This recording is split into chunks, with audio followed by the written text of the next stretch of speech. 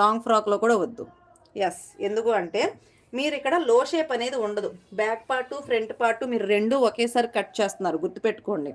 4 భాగాలుగా వేసాము. Back part ఇందులో నుంచి వస్తుంది, ఫ్రంట్ పార్ట్ కూడా ఇందులో నుంచి వస్తుంది, రెండు ఒకేసారి కట్ అవుతాయి. అలాంటప్పుడు లో షేప్ అనేది కూడా మీరు కౌంట్ చేసుకోవాలి. కానీ ఇక్కడ మీకు ఫ్రంట్ కప్పు సైజ్ ఉండదు, చెస్ట్ పాయింట్ ఉండదు. మరి లో షేప్ ఎలా తీస్తారు?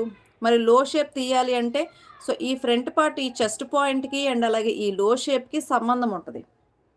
అందుకోసమని ఇక్కడ మీరు తీసేటటువంటి ఈ క్రాస్ డాట్, సపోర్టింగ్ డాట్ అనేది రాదు. గమనించారా? సపోర్టింగ్ డాట్కి ఈ లో షేప్కి సంబంధం ఉంటుంది. అందుకోసమని సపోర్టింగ్ డాట్ ఉండదు, కప్పు సైజు ఉండదు. కాబట్టి లాంగ్ ఫ్రాక్స్లో ఇక్కడ ఆమ్ రౌండ్ అనేది వ్యత్యాసంగా ఉంటుంది. అదేంటి అంటే ఫస్ట్ మీరు తీసినటువంటి ఈ 1 ఇంచ్ పాయింట్ అనే చెప్తా. మీరు బ్లౌజెస్లోను డ్రెస్సెస్లోను మీకు లాజిక్ అర్థం కావడానికి ఇంత వివరంగా ఎక్స్ప్లెయిన్ చేస్తున్నా.